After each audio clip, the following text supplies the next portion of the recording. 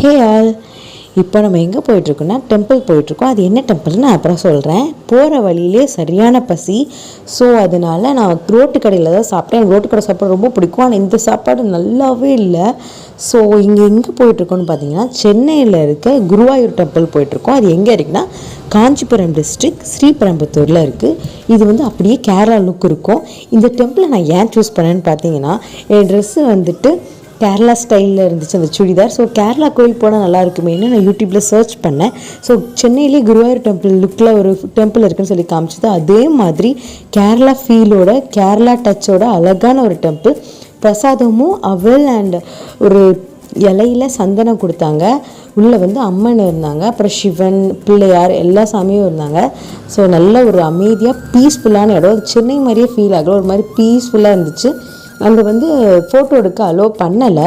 ஆனால் அது ஃபோட்டோ எடுக்க சரியான பிளேஸ். ஃபோட்டோ ஷூட் எடுக்கிறதுக்கு அவ்வளோ அழகாக இருந்துச்சு.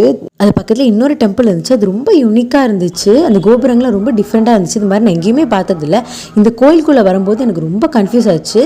ஏன்னா வெளியே ஹாஸ்பிட்டல் போர்டு தான் இருந்துச்சு. அங்கே வாட்ச்மேன் இருந்தாங்க. உங்ககிட்ட கேட்டேன் உள்ள கோவில் இருக்கா அப்படின்னா. ஆமாம் உள்ளே இருக்குன்னாங்க. ஸோ ஹாஸ்பிட்டலுக்குள்ளே தான் கோவில் இருக்குது. ஸோ பின்னாடி தொட்டா சென்னையில் இருந்துச்சு. அதெல்லாம் விளாண்டுட்டு அப்படியே வீட்டுக்கு வந்தாச்சு.